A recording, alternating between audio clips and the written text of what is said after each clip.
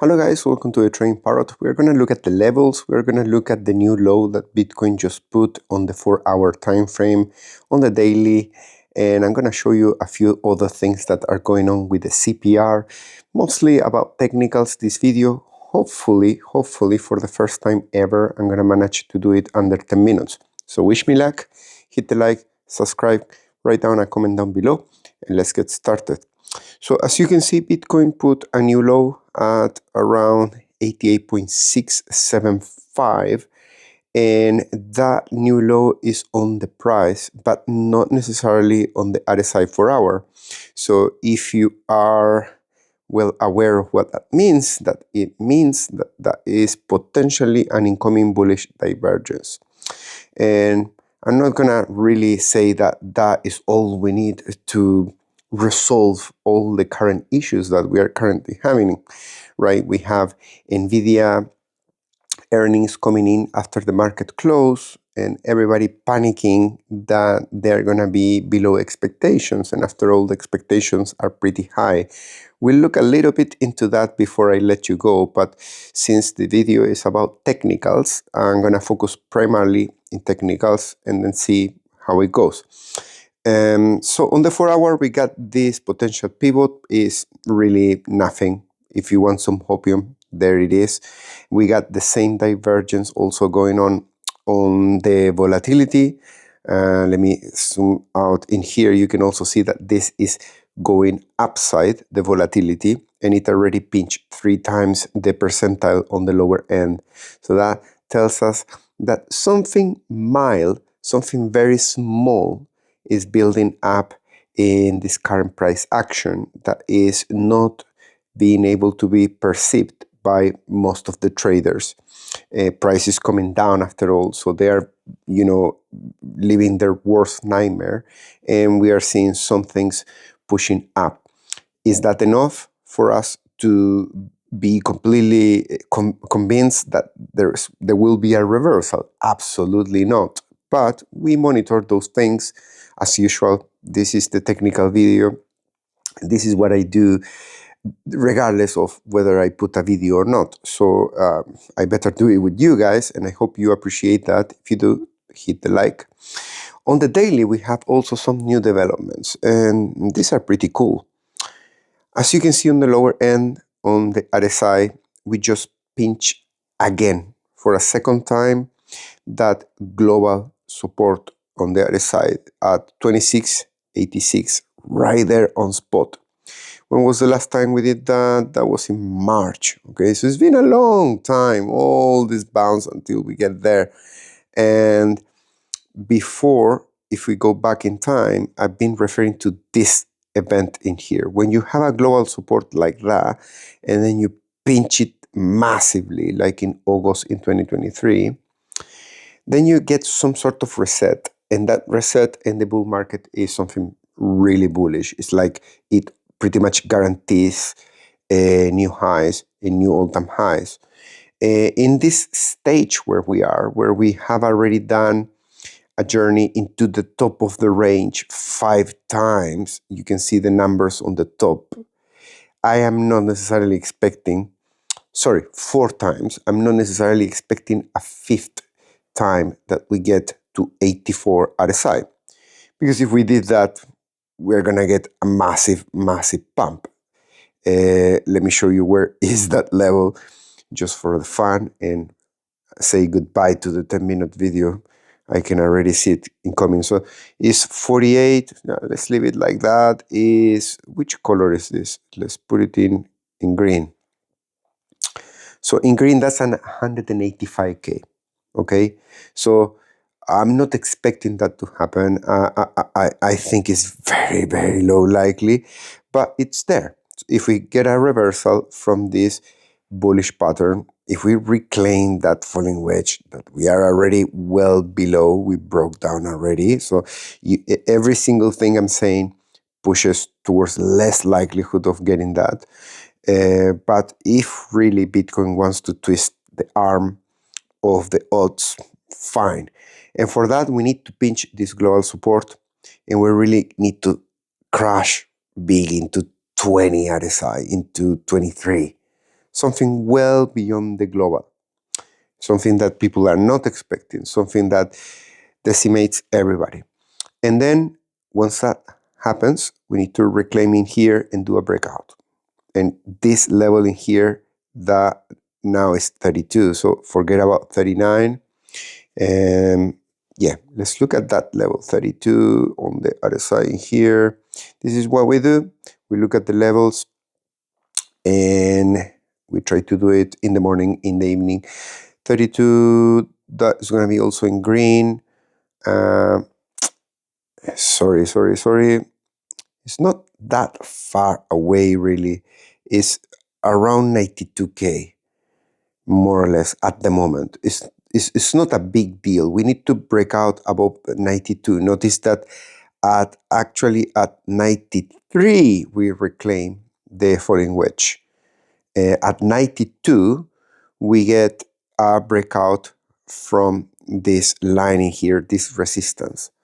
So it's not that far away, but I will prefer that we don't do it yet, to be honest. I prefer to put a close below that red, and then we get that sweet thing that is the event of reclaiming a global support.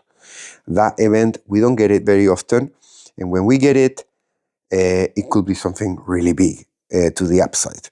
Because it means, I mean, think in logic terms. If you break so much to the downside and you break the global support, that is like a completely like going to the toilet and flushing the toilet 5 times in a row. You know, it's gonna be really clean. Everybody's gonna be wiped out. And I don't know, with this obsession with the toilet and my videos, it's becoming a trend. Feel free to write down a comment down below complaining about the low profile of the conversation. Let's go back into the charts, and this time I'm gonna go, this one is on the 4-hour. If I'm right, yeah, I think it's 4-hour. Yeah, 4-hour. Yep, I'm right. In here, we can see how intense it's getting to the upside, the amount of fair value gaps. So that is attractive up until 102. We are doing good progress, I will say, with creating new fair value gaps in here. We got that one up until 91, and we have just a few of them up until 84. And I'm already seeing many influencers that were extremely bullish. Now they're calling for 80, for 84. Everybody starts, regurgitating what already happened, acting like lagging indicators. It's just so frustrating to see everybody so bullish and everybody against me because I'm bearish. And then we go down and, sorry, I'm going to correct myself. I was expecting upside, and I say I'm expecting upside, but I'm open for both dead cat bounce or really an all-time high, and I'm bullish for November. But I made a video with the ratios, and in the ratios, everything came out so bearish, and I gave, that content in that video. You can find it. Search for ratios in all my list of videos. That video basically gave us everything that is happening right now. And the way I took that is, well, I traded long. That was my bias. But I traded long with that information in the back of my head. So small position, being careful, not entering at 95, not entering at 98, waiting for 91. And now I continue that attitude if we go into, low 80s or 74. Remember, my 74 entry is still interesting. We can see it in here. If we go to the third CPR, that is 74.7. And today, we are actually officially testing the second support on CPR. That is 88,338. And we just did it and we bounce off. There is a small gap of a few dollars if you want. So it was 389 and we bounced from 600. So 200 and something dollars difference. Consider it already test, right? So these are rough calculations on Binance. It could, in other exchanges, probably we already hit it. And so DCA in 74K, I care about that. Short still running. Double the size of the long versus the short since the entry 91. I check my position and my short still overtakes the loss of the long. So it's still in profit. We'll look into NVIDIA in just a second. Let's look into liquidation levels. Let's do a refresh in here and let's see how this is looking. So if we were to not use this new low as a bullish divergence that produces a double bottom into 93, and if we don't go into 100K, being a little bit bearish, let's say we are gonna continue with this downside. Fair enough. Okay, let's go. We have 86 in terms of liquidation. What just happened? I don't know. 1 second. Let's go back in here. Okay, 85, 86. Then we have 82 in the short term. And then we have 76. That's short term. And let me go into longer term. It's pretty tough to do all of this in a phone, but I need to go to swing. Sorry, swing and Binance BTC. There you go. So number 2 is completely gone. And then we got number 3 with a peak at 85. And then we have that 74, which is what I call number 4, and 67, what I call number 5. So I think number 3, it could be in the horizon. There was a gap there of liquidity and we already feel it. So we are starting already to get the market maker very tempted with the taste of the blood. Because if we cross 88 in here, this starts increasing as you go down the liquidity. So it liquidates 88 and then it liquidates more and more and more, and it peaks at 84, and suddenly in a snap of a finger we are there. So we need to keep that in mind. And particularly if NVIDIA things don't go as expected, that could hit that level very easily. For the bulls, we have this delta that now is peaking today. It's peaking at 400K. It's pretty big, but it has been bigger than that before. I'm not sure if I'm gonna cover high block capital today because it's gonna take a lot of time to load it. But I wanted to see what's going on today very quickly. I know I put already a news video, but I recorded that video in the morning, and there's a bunch of things that are changing that I wanted to cover. The correlation with the traditional markets, Bitcoin considered as a leverage Nasdaq, risk-off dynamics. As soon as there's fears of something smelling fishy in the general markets, Bitcoin overreacts, and that is via the spot ETFs as well. Something that people were getting angry when you were telling them that, yes, spot ETF, well, no, those are institutions. They're going to buy everything. Anything that comes close to 100K is going to get bought up. No, man, you're delusional. It's not like that. It doesn't work like that, but people never change. Key analysts are viewing price targets. So key analyst quotes, right? They have no clue what they're talking about. Just look for the same names. K33 Research, Arthur Hayes, Crypto Candy, all losers. Look for them. 1 month ago, they were all calling for 200, 300K. Now they're all calling for 80K. When we are just a few thousand away from 80K, they suddenly magically believe in 80K. That is ridiculous. NVIDIA earnings today. So it's a proxy for tech and risk sentiment. 90K, psychological level, ETF flow data, funding rate normalization.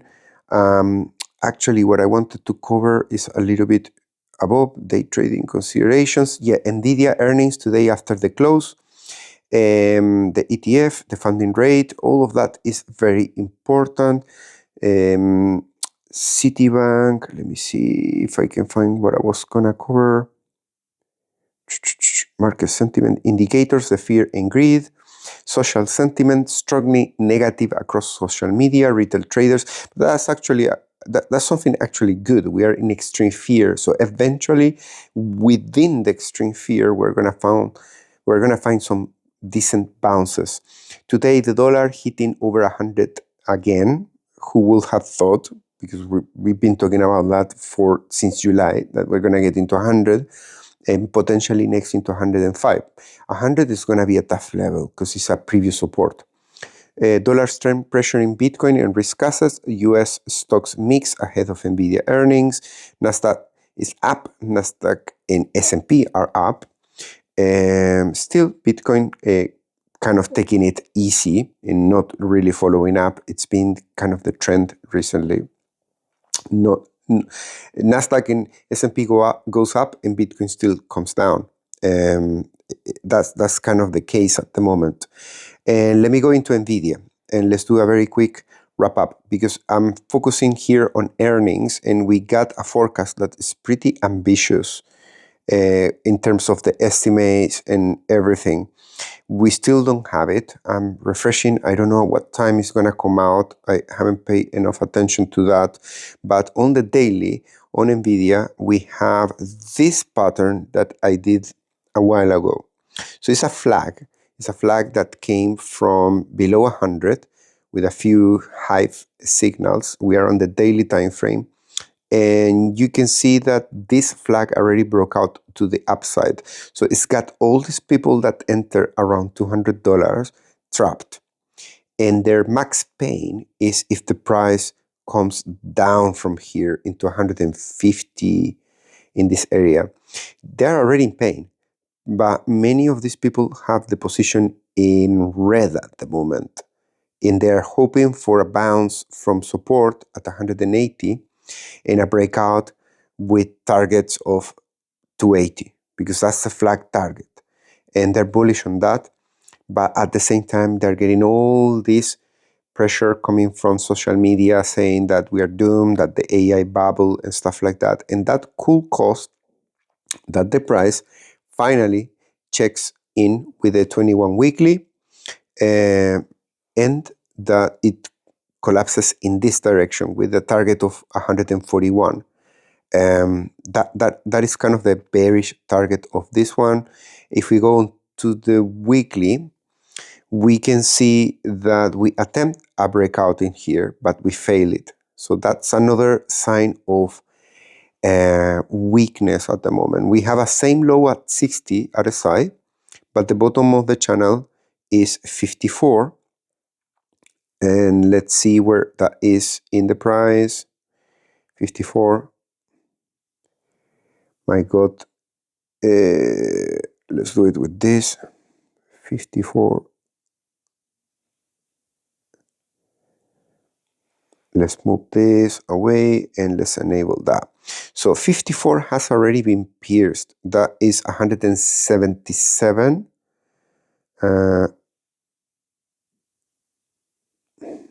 54 is the red. This one, let's disable it.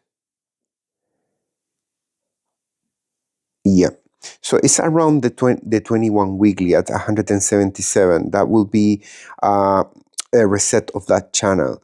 But if we break down from there, we could initiate and we could continue this channel to the downside. So there could be more further downside after that, because this rally that started from the breakout in May has already put a double top in there. Now we have a double bottom in here forming. So we need to see if this comes back down in there and spoils the double bottom and gives more relevance to the double top on the momentum on the weekly. And therefore, that calls for continuation of the yellow channel to the downside on the weekly. I think that's it for what I was wanting to show you today, guys. I hope you enjoy the levels in the video. If you do, hit the like, subscribe, write down a comment down below, and I'll see you with the levels again in the morning. Bye-bye.